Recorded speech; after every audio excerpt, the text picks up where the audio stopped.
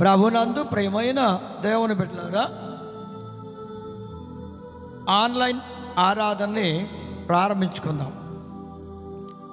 స్తోత్రం తండ్రి, స్తోత్రం నాయన. మీ మహాపురమును బట్టి, కృపను బట్టి మీ సన్నిధికి వచ్చాం ప్రభు. మీ సన్నిధిలో మమ్మల్ని జ్ఞాపకం చేసుకొని మీ వాక్యపు వెలుగులో మమ్మల్ని నడిపించండి. ప్రతి బిడ్డ హృదయాన్ని మీ తట్టు త్రిప్పండి. మీ వాక్యపు వెలుగులో నడిపించి మీ చిత్తానుసారంగా జీవించినట్లుగా ఒక్కొక్కరిని బలపరచండి, స్థిరపరచండి. మీ వాక్యంతో మీరు మాట్లాడి బలపరిచి స్థిరపరచండి. మీ వెలుగు ప్రసన్నత ప్రతి బిడ్డ మీద ఉంచి మేలు చేసి మహిమ పొందమని యేసయ్య పరిశుద్ధ నామమును బట్టి ప్రార్థించి వాడుకొనుచున్నాం తండ్రి, ఆమేన్. ఎస్తేరు పాట పాడిన తరువాత వాక్యాన్ని విందాం.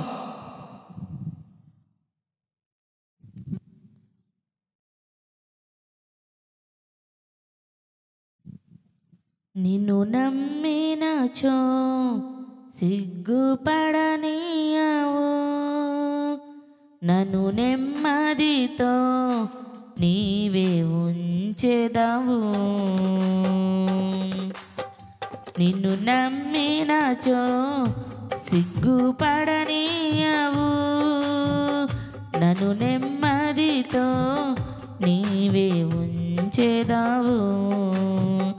ఆపత్కాలమున నమ్ముకొనదగిన, ఆపత్కాలమున నమ్ముకొనదగిన యేసు నీవే ఆధారము, యేసు నీవే నా ప్రాణము, యేసు నీవే ఆధారము, యేసు నీవే నా ప్రాణము. నిన్ను నమ్మినచో సిగ్గుపడనీయవు, నన్ను నెమ్మదితో నీవే ఉంచెదవు. తెలివిని నమ్ముకొని తూలిపడ్డాను, తెలివిని నమ్ముకొని తూలిపడ్డాను. బుద్ధి జ్ఞానము నీ దానమని నీ చెంతకు చేరాను, బుద్ధి జ్ఞానము నీ దానమని నీ చెంతకు చేరాను. యేసు నీవే ఆధారము, యేసు నీవే నా ప్రాణము, యేసు నీవే ఆధారము, యేసు నీవే నా ప్రాణము. నిన్ను నమ్మినచో సిగ్గుపడనీయవు,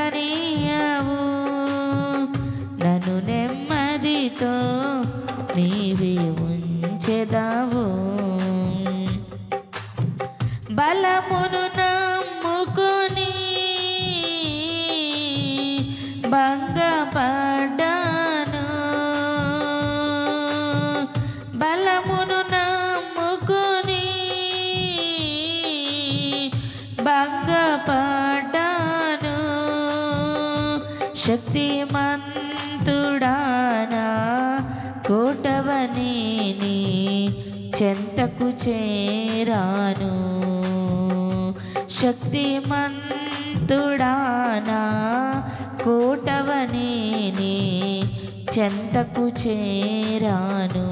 యేసు నీవే ఆధారము, యేసు నీవే నా ప్రాణము, యేసు నీవే నాకు ఆధారము, యేసు నీవే నా ప్రాణము. నిన్ను నమ్మినచో సిగ్గుపడనీయవు, నన్ను నెమ్మదితో నీవే ఉంచెదవు. ధనమును నమ్ముకొని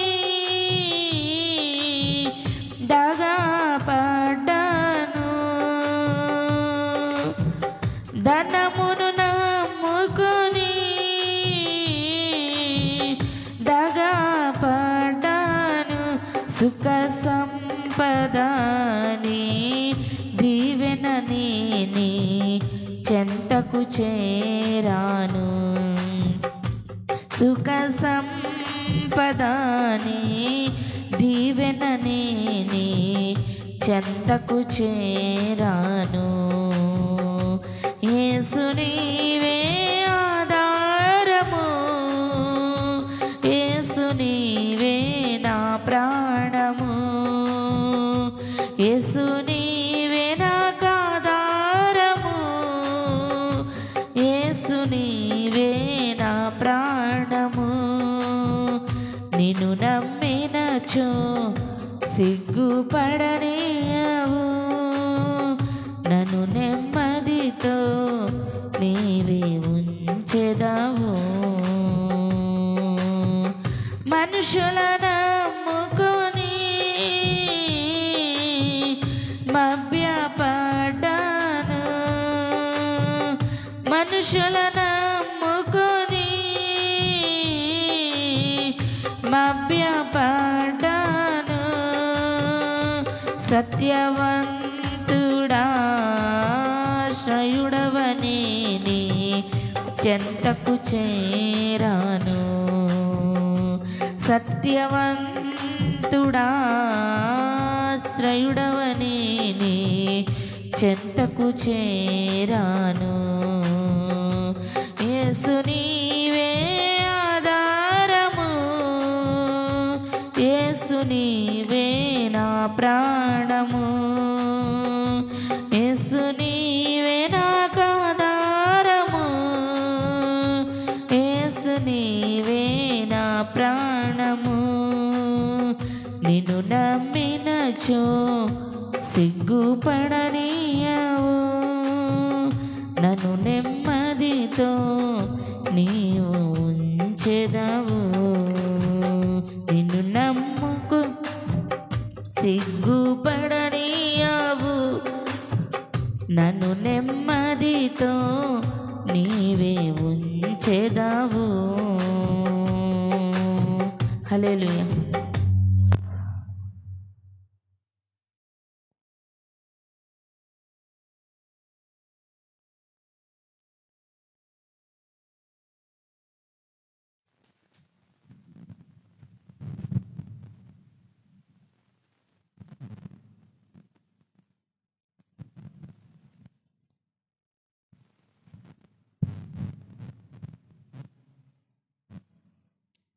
ప్రభునందు ప్రేమైన దేవుని బిడ్డలారా,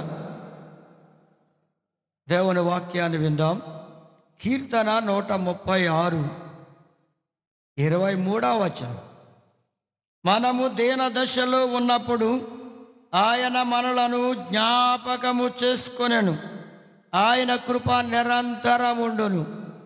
మనము దీన దశలో ఉన్నప్పుడు ఆయన మనలను జ్ఞాపకం చేసుకొనేను. జ్ఞాపకం చేసుకొని కృప చూపాడు ప్రభు. నా ప్రియ దేవుని బిడ్డలారా, దీన దశలో ఉన్నప్పుడు,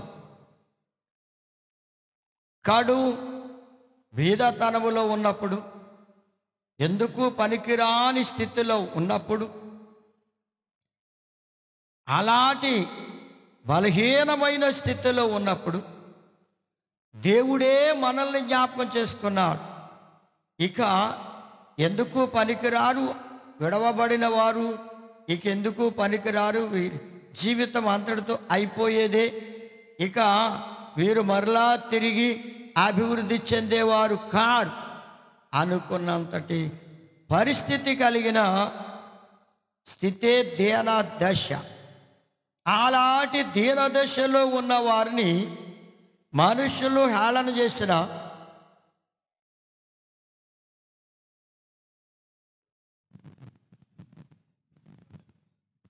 మనుషులు హేళన చేసిన, అవమానంగా మాట్లాడిన ఆ దీన దశలో ఉన్న వారిని ఎవరికి ఎటు తోస్తే అటు మాట్లాడుతూ ఉండే ఆ దశ, అలాంటి భయంకరమైన దశలో దేవుడు మనల్ని జ్ఞాపకం చేసుకున్నాడు. ఆయనే మనల్ని జ్ఞాపకం చేసుకున్నాడు. మనము ఆయన్ని జ్ఞాపకం చేసుకోలేదు, కానీ మన దీన దశను చూచిన ఆ దేవుడు కృప చూపి మనల్ని జ్ఞాపకం చేసుకొని సహాయం చేశాడండి. ఎంతగా దేవుడు సహాయం చేశాడో చూడండి ప్రేమనద్దామని పెట్ట. అందుకే యెషయా గ్రంథం 66వ అధ్యాయం 2వ వచనంలో చూస్తే, ఎవడు దీనుడై నలిగిన హృదయము కలిగిన వాడై నా మాట విని వణుకుచుండునో వానినే దృష్టిస్తాను అన్నాడు ప్రభు. ప్రేమైన దేవుని బిడ్డలారా, దీనుడుగా నలిగిన హృదయంతో నీవు ప్రభువుని అడిగితే, ఆయన మాట వింటే, ఆయన మాట విని వణుకుచూ ఉండాలంట. అవును, దేవుని మాటకి అంత గౌరవాన్నిచ్చి విలువనిచ్చి ఆ దేవుని మాటకు భయపడుతూ వణుకుతూ ఉంటే అలాంటి వారిని దేవుడు దృష్టిస్తాను అన్నాడు. ఆయన కనుదృష్టి వారి మీదే ఉంచి వారిని లేవనెత్తుతానంటున్నాడు దేవుడు. నా ప్రియ సోదరి సోదరుడా, నీవే స్థితిలో ఉన్నావో ఒక్కసారి ఆలోచించుకో. ముందు నీ హృదయం నలిగినదిగా ఉండాలి. దీన మనస్సు కలిగిన వాడై దీనుడిగా నలిగిన హృదయం కలిగి ఉంటే ఆ మహాదేవునికి ఇష్టమైన బిడ్డగా ఆయన మాట వింటూ ఉంటే తప్పకుండా దేవుడు నీ మీద తన కనుదృష్టిని నిలిపి నిన్ను ఒక రోజున ఉన్నత స్థితికి తీసుకొని వస్తాడు. దావీదు మహారాజును చూడండి, ఆయన కూడా అదే అంటున్నాడు. 86వ కీర్తన 1వ వచనంలో, యెహోవా నేను దీనుడను దరిద్రుడను, చెవియొగ్గి నాకు ఉత్తరమేమో అని ఆయన ప్రార్థన చేస్తున్నాడు దావీదు మహారాజు. ఆయన ఎలాంటి వాడు అన్న సంగతి ఆయన దేవుని ఎదుట ఒప్పుకున్నాడు. నేను దీనుడను దరిద్రుడను, చెవియొగ్గి నా మనవి ఆలకించండి అయ్యా అని దేవుని ఎదుట మొర్ర పెడుతూ ఉన్నాడు.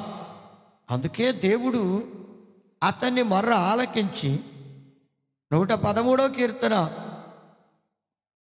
7-8 వచనాలు చూస్తే, ఆయన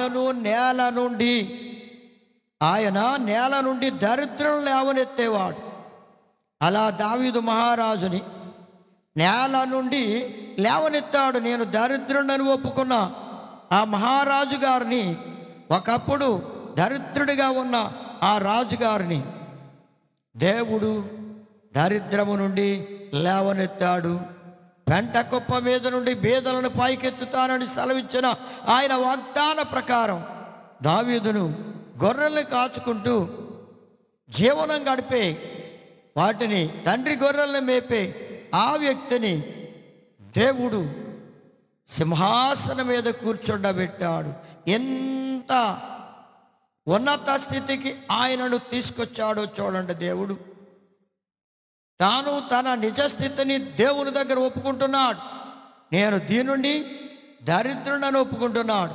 మరి నువ్వు ఎప్పుడైనా నీ స్థితి ఎలాడదు, నీవు ఎటువంటి స్థితిలో ఉన్నావో, ఏ స్థితిలో ఉన్నావో అన్న సంగతి నీవు గ్రహించి నిన్ను నీవు తగ్గించుకొని దేవుని ఎదుట నీ జీవితాన్ని ఒప్పుకుంటే, దావీదు ఒప్పుకున్నట్లుగా నీ జీవితాన్ని ప్రభు దగ్గర ఒప్పుకుంటే ఆయన నిన్ను పెంట కుప్ప మీద నుండి పేదలను పైకెత్తినట్లుగా, నేల నుండి దరిద్రులను పైకి లేవనెత్తినట్లుగా దేవుడు తన హస్తాన్ని నీకు చాపి ఆయన హస్తంతో నిన్ను పట్టుకొని పైకి లేవనెత్తుతాడు, ఉన్నత స్థితికి తీసుకొస్తాడు.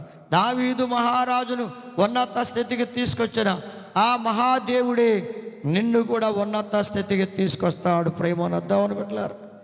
అందుకే కృప చూపేవాడు ఆయన. దావీదు ఎడల కృప చూపాడు, నీ ఎడల కూడా కృప చూపడానికి సిద్ధంగా ఉన్నాడు. నీవు ఏ స్థితిలో ఉన్నా ఆయన దగ్గర నీ స్థితిని ఒప్పుకొని సరిచేసుకోవడానికి ఇష్టపడితే ఆయన నీ జీవితాన్ని మార్చి ఒక ఉన్నత స్థితికి నిన్ను తీసుకొని వెళ్తాడు. ప్రేమనద్దామని పెట్టారు. కావలసింది తగ్గింపు హృదయం. లోబడే స్వభావం, విధేయత కలిగిన జీవితం నీలో ఉంటే ఆయన నిన్ను ఉన్నత స్థితికి తీసుకొని వెళ్తాడు. ప్రియమైన దేవుని బిడ్డలారా, ఇప్పుడు నువ్వే స్థితిలో ఉన్నా ఏమీ కంగారు పడద్దు, భయపడద్దు, ఆధారపడద్దు. నిన్ను ఒక రోజున నీవు ఆయనకు దీనుడిగా నీవు జీవించడం ప్రారంభిస్తే, ఆయన ఎదుట దీనుడిగా ఉంటే నిన్ను ఉన్నత స్థితికి తీసుకొని వస్తాడు. అందుకే ప్రియమైన దేవుని బిడ్డలారా, ఇప్పుడైనా సరే నీ దీన స్థితిని చూచేవాడు దేవుడు తప్ప ఏ మనుష్యుడు నీవు దీన స్థితిలో ఉన్నప్పుడు నిన్ను చూచి లేవనెత్తడానికి వస్తాడని తలంచొద్దు. నిన్ను లేవనెత్తడానికి బదులు ఇంకా ఇంకా బలహీనపరచాలనే మాట్లాడుతూ ఉంటాడు తప్ప నీకు సహాయం చేయడానికి మాత్రం చేయిని అందించాడు. అందిస్తే ఈ దరిద్ర స్థితిలో ఉన్న వ్యక్తి మరలా తిరిగి నాకు ఇస్తాడో ఇవ్వడో ఏం చేస్తాడని సహాయం కూడా చేయడు. అలాంటి పరిస్థితులు ఈనాడు లోకంలో కనబడుతున్నాయి. కనుక ప్రియమైన దేవుని బిడ్డలారా, దేవుడైతే యేసయ్య అయితే నీవు దీన దశలో ఉన్నప్పుడు నిన్ను జ్ఞాపకం చేసుకుంటున్నాడు. నిన్ను ఉన్నత స్థితికి తీసుకొని రావడానికి ఆయనే జ్ఞాపకం చేసుకుంటున్నాడు. ఇలాంటి ప్రభు ఎదుట నీవు తగ్గించుకొని దీనుడిగా ఉండి దారిద్రుడని దీనుడని ఒప్పుకొని కన్నీళ్లు గార్చి నీ జీవితాన్ని ప్రభుకి అప్పగించుకుంటే నిన్ను క్షమించి ఉన్నత స్థితికి తీసుకొని వస్తాడు. అందుకంటున్నాడు జెఫన్యా గ్రంథం 3వ అధ్యాయం 12వ వచనం అంటున్నాడు, దుఃఖితులకు దీనులను, దీనులుగా ఉన్నవారు దుఃఖిస్తూ ఉంటే దేవుని నామము యెహోవా నామమును ఆశ్రయించు జనశేషముగా నీ మధ్య ఉండనెత్తును అన్నాడు. అంటే దుఃఖితులకు దీనులనంట దేవుడు ఆయన ఆశ్రయించిన వారిలో జనశేషం ఎలా ఉంటుందో ఆయన ఆశ్రయించిన వారి వలె నిన్ను నిలవబెడతాడు. నీవు ప్రభు సన్నిధిలో దుఃఖపడుతూ ఉంటే నీ దీనస్థితిని గురించి నిన్ను గురించి నీవు దేవుని ఎదుట దుఃఖిస్తూ ఉంటే నీ దీనస్థితిని చూచి ప్రభు ఆయన ఆశ్రయించే ఆ జనములో జనశేషముగా నిన్ను నిలవబెట్టడానికి సిద్ధంగా ఉన్నాడు. అందుకన్నాడు, గుమ్మము దగ్గర దీనులను బాధ పెట్టకూడదు. సామెతల గ్రంథం 22:22 గుమ్మము దగ్గర దీనులను బాధపరచరాదు. చూడండి, గుమ్మం అంటే ఇక్కడ ప్రభు అయిన యేసుక్రీస్తు వారు. ఆయనే నేనే మార్గం, నేనే సత్యం, నేనే జీవం అని చెప్పిన ఆ యేసయ్యను నమ్ముకున్న, ఆయన దగ్గరగా ఉన్న, ఆయనకు సమీపంగా ఉన్న, ఆయనలో జీవిస్తున్న బిడ్డల్ని బాధ పెట్టవద్దు, బాధపరచకండి. ఎందుకంటే ప్రియమైన దేవుని బిడ్డలారా, గుమ్మము దగ్గర ఉన్నారు వాళ్ళు, ప్రభువు దగ్గర ఉన్నారు, ప్రభువులో ఉన్నారు, దేవునిలో జీవిస్తున్నారు. కనుక వారిని, అలాంటి దీనులను బాధ పెట్టవద్దు. వారిని దేవుడే లేవనెత్తుతాడు. వారిని బాధ పెట్టకుండా మాటల ద్వారా, క్రియల ద్వారా, మీరు చేతల ద్వారా బాధ పెట్టవద్దు అంటున్నాడు. అవును ప్రియమైన దేవుని బిడ్డలారా, ఆమోస్ గ్రంథం 5వ అధ్యాయం 10వ వచనంలో చూస్తే గుమ్మము దగ్గర నిలిచి బుద్ధి చెప్పే వారి మీద జనులు పగబడుతున్నారు. అవును ప్రియమైన దేవుని బిడ్డలారా, గుమ్మము దగ్గర నిలిచి అనగా ప్రభువులో నిలిచి యేసు ప్రభువుని నమ్ముకొని వారు ఏం చేస్తున్నారంటండి, బుద్ధి చెప్తూ ఉంటే అలాంటి వారిని చూచి బుద్ధి చెప్పే వారిని చూచి జనులు పగబడుతున్నారు. బుద్ధి చెప్తే వినే స్థితిలో లేరు ఈనాడు మనుష్యులు. ఎందుకు అంటే నీవు చేసేది మంచిదే అని పొగిడితే అది చెడ్డదైనా మంచిదైనా పొగడాలి. మనుషుల్ని పొగిడితేనే వాళ్ళు ఎంత మంచివారు అంటారు, లేకపోతే అసహించుకుంటున్నారు. కనుక పొగడతలు కావాలి మనుషులకి. ఇక్కడ అంటున్నాడు, గుమ్మములో నిలిచి బుద్ధి చెప్పే వారి మీద జనులు పగబడతారు. అయ్యా, యేసు ప్రభును నమ్ముకున్న బిడ్డలు, ఆయనలో జీవించేవారు బుద్ధి చెప్తారు. ఇలా ఉండకూడదయ్యా, ఇలా ఉండండి, ఇలా చేయకూడదమ్మా, ఇలా నడవండి అని బుద్ధి చెప్తే వారు వారి మీదే, బుద్ధి చెప్పిన వారి మీద పగబడతారు జనులు. అయ్యా, బుద్ధి చెప్తే పగబట్టే స్వభావాలు వచ్చినాయి తప్ప, అయ్యో నన్ను నేను సరి చేసుకుని నా జీవితాన్ని ప్రభువుకు అప్పగించుకొని ఆయనలో జీవిస్తే దేవుడు నన్ను ఉన్నత స్థితికి తీసుకొస్తాడు అన్న ఆలోచన లేని పరిస్థితిలో ఉన్నారు ఈనాడు. అందుకే అంటున్నాడు, పగబడుతున్నారంట. ఏంటి మంచితనం, మంచిగా ఉండమని చెప్తే పగ. చూడండి, ఇర్మియా గ్రంథం 31వ అధ్యాయం 24వ వచనంలో చూస్తే, అలసిపోయిన వారిని, కృంగిపోయిన వారిని దేవుడు కృపతో నింపుతా అన్నాడు. ఆయనే విడిచిపెట్టాడండి. ఒకవేళ నువ్వు అలసిపోయి ఉన్నావేమో, కృంగిపోయి ఉన్నావేమో, శోధనల చేత, వ్యాధుల చేత, బాధల చేత, కుటుంబ ఆర్థిక పరిస్థితుల చేత కృంగిపోయి ఉన్నావేమో సోదరి సోదరుడా, ఆయన నిన్ను తన కృపతో నింపడానికి సిద్ధంగా ఉన్నావు. దీనుడిగా ఉంటే చాలు. నీవు దీనుడిగా ఆయన ఎదుట తగ్గించుకొని కన్నీళ్లు విడిస్తే ఆ మహాదేవుడు తన కృపతో నిన్ను నింపడానికి సిద్ధంగా ఉన్నాడు. చూడండి, నినివే పట్టణస్థులు యోనా గ్రంథం 3వ అధ్యాయం 6వ వచనం నుండి 10వ వచనం వరకు చూస్తే, దీనుడిగా నినివే పట్టణపు వారు ప్రార్థన చేయడం మొదలుపెట్టారు. అసలు వాళ్ళ స్థితి ఎలా ఉంది అంటే, ఇప్పుడు దీనుడిగా వాళ్ళు ప్రార్థన చేస్తున్నారు అని చెప్పబడుతుంది అక్కడ. అయితే ప్రియమైన దేవుని బిడ్డలారా, యోనా దేవుడు చెప్పిన మాట ప్రకారం నినివే పట్టణస్థులతో ఏమని చెప్తున్నాడంటే, ఈ పట్టణానికి దుర్గతి రాబోతుంది, ఒక 40 దినములలో ఈ పట్టణానికి దుర్గతి వస్తుంది అని ఆయన చెప్తూ వెళ్ళాడు. ఒక్కరోజే చెప్పాడండి. ఒక్కరోజు చెప్తే అక్కడి ప్రజలు ఎలాంటి స్థితిలో ఉన్నారు అని మనం ఆలోచన చేస్తే, ఇర్మియా గ్రంథం 7వ అధ్యాయం 26వ వచనంలో చూసినట్లుగా, మెడవంచక హృదయాన్ని కఠినం చేసుకున్న ప్రజల్లా ఉన్నారు. అలాంటి వారికి ఈయన బోధించాడు యోనా భక్తుడు.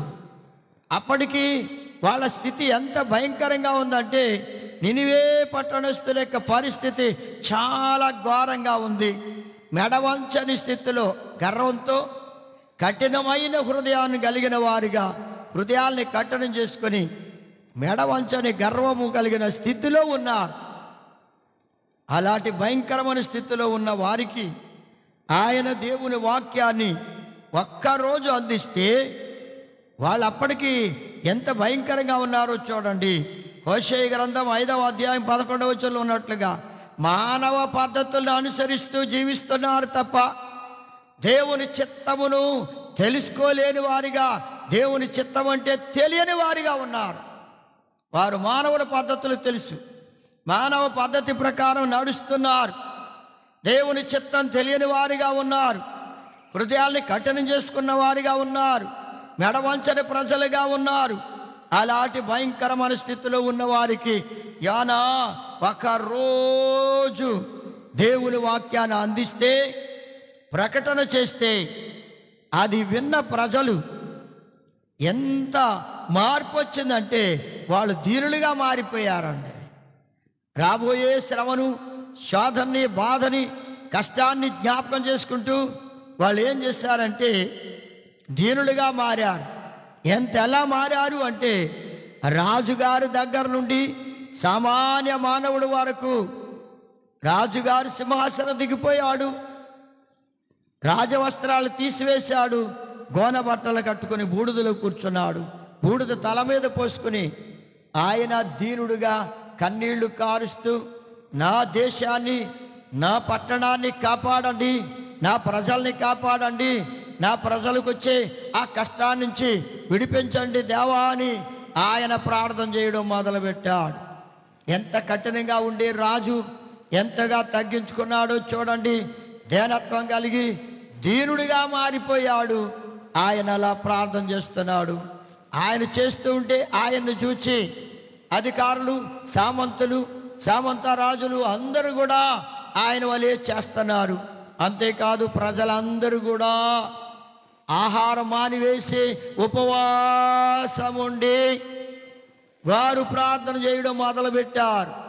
దేవుడు ఒకవేళ కరుణిస్తాడేమో, మమ్మను కనికరిస్తాడేమో, మేము మెడవంచని ప్రజలం, కఠిన స్వభావం కలిగిన వాళ్ళం, కఠిన హృదయంతో ఉన్నాం, అయ్యా మా దోషములన్నీ మీ ఎదుట మరకవలే కనబడుతున్నాయని వాళ్ళు ఒప్పుకుంటున్నారు. ప్రియమైన దేవుని బిడ్డలారా, ఇర్మియా గ్రంథం 2వ అధ్యాయం 22వ వచనంలో ఉన్నట్లుగా మరకవలే దోషము వారి దోషము కనబడుచున్నది, వారి దోషం వారి ఎదుట కనబడుతూనే ఉన్నది.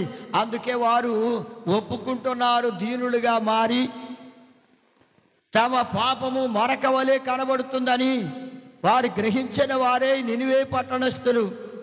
చిన్న పిల్లల దగ్గర నుండి మహారాజు వరకు అందరూ ఉపవాసం ఉండి కన్నీళ్లు కారుస్తూ పశ్చాత్తాపముతో దేవునికి మర్ర పెడుతూ ఉన్నారు. ప్రియమైన దేవుని బిడ్డలారా, ఇక దైవ చిత్తానుసారంగా మర్ర పెడుతున్నారు. ఇక మానవ పద్ధతులను వదిలిపెట్టేశారు. దేవుని చిత్తానికి లోబడ్డారు. దేవుని చిత్తానుసారంగా నీవే మమ్మను కరుణించు ప్రభువా, నీకంటే మాకు దిక్కు లేదయ్యా, ఈ భయంకరమైన దుర్గతి నుండి మమ్మల్ని విడిపించేవారు ఎవరు లేరు, మీరే విడిపించాలని వారందరూ దీనులుగా మారి కన్నీళ్లు గార్చి ప్రార్థన చేస్తూ ఉంటే, నా ప్రియమైన దేవుని బిడ్డలారా, దేవుడు వారి మర్ర ఆలకించాడు. దేవుడు వారి మర్ర ఆలకించి 1,20,000 మంది ఉన్న ఆ పట్టణ జనాభా 1,20,000 అంత ప్రజలు ఉన్న ఆ జనాభా కలిగిన ఆ పట్టణ ప్రజల్ని దేవుడు కరుణించి చేస్తా వాళ్ళకి జరగవలసిన కీడును జరగకుండా తప్పించాడు. వారికి రావలసిన దుర్గతిని ఆయనే తప్పించాడు. వారి మొర్ర ఆలకించాడు. నీవు దీనుడవై దీనత్వం కలిగి దేవుని సందులో మొర్ర పెడితే, ప్రార్థన చేస్తే, నీ కష్టాన్ని నుండి, నీ శ్రమ నుండి, నీ శోధన నుండి, నీ బాధ నుండి నిన్ను విడిపిస్తాడు, నీ ప్రాణాన్ని తప్పిస్తాడు, నీ ఆత్మను రక్షిస్తాడు. ప్రేమను దేవుని బిడ్డలారా, నినివే పట్టణ ప్రజలను రక్షించిన దేవుడు నిన్ను కూడా రక్షిస్తాడు. దీనత్వం కలిగి ఉండాలి. ప్రియమైన దేవుని బిడ్డలారా, దీనుడిగా మారాలి. దేవునికి ఇష్టమైన బిడ్డలుగా మారండి. నీ జీవితంలో దేవుడు గొప్ప కార్యం చేస్తాడు. దుఃఖితులకు దీనులను యెహోవా నామమును ఆశ్రయించిన జనశేషముగా నీ మధ్య ఉండనిస్తా అన్నాడు. నిజముగా దుఃఖితులై దీనులుగా ఉన్న ఈ నినివే పట్టణ ప్రజలు కన్నీళ్లు కార్చి ప్రార్థన చేస్తూ ఉంటే, ఉపవాసం ఉండి ప్రార్థన చేస్తూ ఉంటే, దేవుడు వారి మనవి ఆలకించి, వారి మర్ర ఆలకించి వారికి సహాయం చేశాడు. ఎవరు వారిని విడిపించగలిగిన వారు లేరు. మనుషులు ఎవరు వారిని రక్షించలేరు. అలాంటి పరిస్థితులు దేవుడే వారిని రక్షించి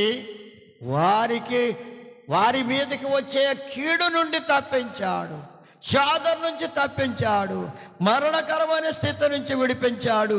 ఆ పట్టణాన్ని క్షేమంగా కాపాడాడు దేవుడు. ఎంత గొప్ప దేవుడు అండి! ఎంత గొప్ప కార్యం చేశారు. కనుక దీన దశలో ఉన్నప్పుడు దేవుడు మనల్ని జ్ఞాపకం చేసుకుంటాడు. దీన దశలో ఉన్న నినివే పట్టణ ప్రజలను జ్ఞాపకం చేసుకున్న దేవుడు, వాళ్ళని రక్షించిన దేవుడు నిన్ను రక్షిస్తాడు. నీవు కూడా దీన దశలో ఉన్నావన్న సంగతిని గుర్తుంచుకొని కన్నీళ్లు కార్చి దేవునికి లోబడి మర్ర పెడితే దేవుడికి సాయం చేస్తాడు. దీన దశలో ఉన్నప్పుడు ఆయన మనలను జ్ఞాపకం చేసుకొని కృప చూపిన దేవుడు దావీదు మహారాజును కూడా జ్ఞాపకం చేసుకొని గొర్రెల్ని కాపలా కాసుకుంటూ ఉన్న ఆయనను, ఆ పాడి గొర్రెలను వెంబడించడం మానిపించి, ఆ మందను మేపడం మానిపించి, దేవుడు తన ప్రజలైన ఇజ్రాయేలీయులను మేపేవానిగా, పరిపాలించే వ్యక్తిగా, రాజుగా చేసి సింహాసనం మీద కూర్చుండబెట్టాడు మహాదేవుడు. దీన దశలో ఉన్న అతన్ని జ్ఞాపకం చేసుకున్నాడు దేవుడు. నిన్ను కూడా జ్ఞాపకం చేసుకుంటాడు. నీ హృదయాన్ని కఠినం చేసుకోవద్దు. నినివే పట్టణ ప్రజలు ఎలా హృదయాన్ని వారు దేవుని సన్నిధిలో నలగగొట్టుకున్నారో, తగ్గించుకున్నారో, అలా నలిగిన హృదయం కలిగి దీనులుగా నీవు మారితే దేవుడు నీకు సాయం చేసి నిన్ను రక్షిస్తాడు. దీనులను జ్ఞాపకం చేసుకునే దేవుడు నిన్ను జ్ఞాపకం చేసుకుని నిన్ను ఆశీర్వదిస్తాడు. ఉన్నత స్థితికి తీసుకుని వెళ్తాడు. ఆ ఉన్నతమైన పరలోక రాజ్యములో నిన్ను చేర్చుకుంటాడు. నీ ఆత్మను రక్షించి ఆయన రాజ్యంలో చేర్చుకుంటాడు. ఇట్టి గొప్ప దేవునికి నీవు లోబడితే, విధేయుడైతే, దేనత్వం కలిగి ఉంటే, నలిగిన హృదయం కలిగి ఉంటే, నీవు మొర్ర పెడితే దేవునికి తప్పక నీకు ఆయన నిత్య జీవాన్ని ఇస్తాడు. నీ శోధన నుండి, శ్రమ నుండి, బాధ నుండి, కష్టాన్నించి నిన్ను విడిపిస్తాడు. అద్భుత రీతిగా దావీదు వలె నిన్ను ఉన్నత స్థితికి తీసుకొని వస్తాడు. నినివే పట్టణ ప్రజలను ఎలా రక్షించాడు ప్రభు, అలా నిన్ను నీ దోషాల నుండి, నీ పాపాల నుంచి విడిపించి నిన్ను రక్షించి ఉన్నత స్థితికి తీసుకుని వస్తాడు. దేవుడి వాక్యం దీవించుగాక. ఆమేన్.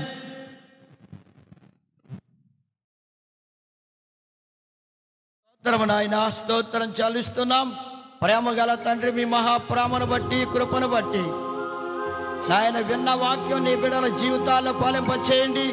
వాక్యానుసారమైన జీవితాలు దయచేయండి నాయన. దీనత్వం కలిగిన ఏ బిడ్డనైనా మీరు విడవరన్న సంగతి మీ లేఖనం ద్వారా చూచాం ప్రభు, విన్నాం ప్రభు. ప్రతి బిడ్డ నాయన మీకు లోబడి మీ ఇష్ట ప్రకారం మీ మాట చొప్పున చేయడానికి సిద్ధం చేయమని అయ్యా. దీన దశలో మీరు మనుషులను జ్ఞాపకం చేసుకునే దేవుడు అన్న సంగతి బిడ్డలు ఆదరణ పొందడానికి ప్రతి బిడ్డను ఆదరించండి, సిద్ధపరచండి, రక్షించండి, దీవించి ఆశీర్వదించండి. అలాగే గ్రామాన్ని, గ్రామ ప్రజల్ని, గ్రామ నాయకుల్ని, రాష్ట్రాన్ని, రాష్ట్ర ప్రజల్ని, రాష్ట్ర నాయకుల్ని, దేశాన్ని, దేశ ప్రజల్ని, దేశ నాయకుల్ని దీవించండి, ఆశీర్వదించండి.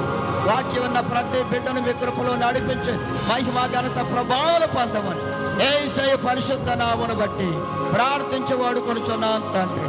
ఆమేన్. మన తండ్రి అయిన దేవుని ప్రేమ, ప్రభు అయిన యేసుక్రీస్తు వారి కృప, పరిశుద్ధాత్మ సహవాసము బిడ్డలందరికీ సదాకాలం తోడై నడిపించునుగాక. ఆమేన్. ఆమేన్.